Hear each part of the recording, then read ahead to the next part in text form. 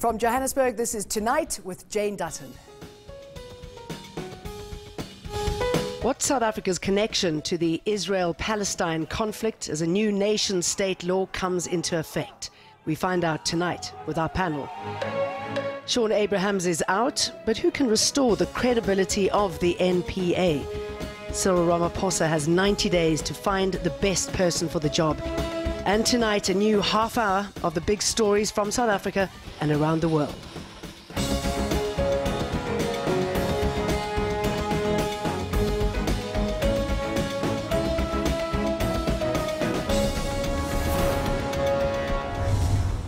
We are going to be delving into the Palestinian-Israeli issue, which has been bubbling for many years. But before we get to that and our panel discussion, Jahan's got the news. All right, thanks so much for that, Jane. Appreciate it. This is our top story. President Cyril Ramaphosa has 90 days to appoint a new NPA boss.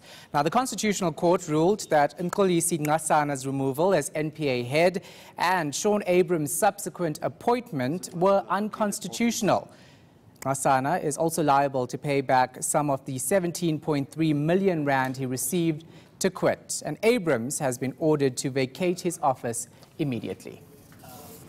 All sets the stage, the potential for a new, revived National Prosecuting Authority that is no longer compromised by the paralysing instability that we have seen over so many years, that can lead with integrity and honesty. And so I think that this is something that all South Africans have a vested interest in, and hopefully is to the benefit of all South Africans, that we see justice restored, that the NPA works to ensure justice and not so much just to protect certain interests. Well, the rand has clawed back most of its overnight losses against the US dollar, but it remains bruised from a sell-off in emerging market currencies. Now, the slump in the Turkish currency has been the main driver behind the emerging currency upset. The Turkish Central Bank stepped in with measures to address the meltdown in the lira.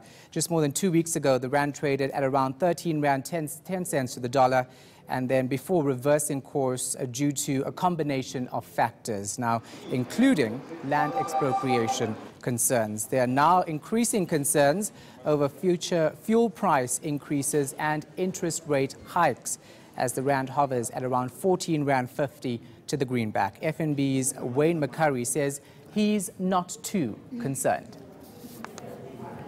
I think the rand can actually strengthen below 14 because that is fair value. Above 14, the rand's actually too cheap and investors must not panic. If it goes below 14, the petrol price hike won't be much because the price of petrol's down a couple of dollars. As long as the rand behaves 13.50, 14, the petrol price won't be a massive increase. Of course, if it goes back to where it was overnight at above 15, then we will see, obviously, a very big increase in the petrol price. But don't panic yet.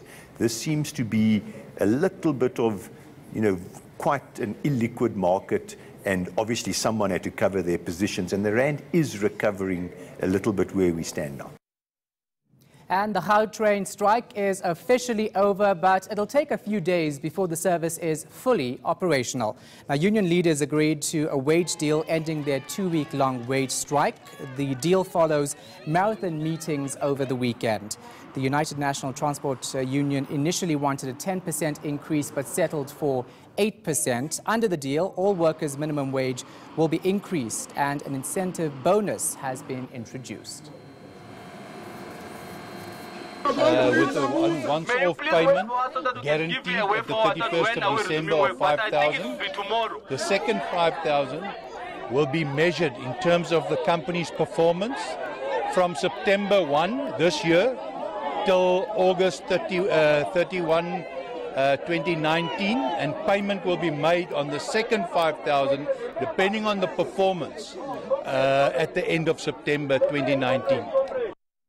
And those are the headlines. It's back to Jane. Thanks for that. Lots to talk about, and remember that you can always call in or send us tweets on the topics that we're going to be covering. But for now, a quick break. See you afterwards.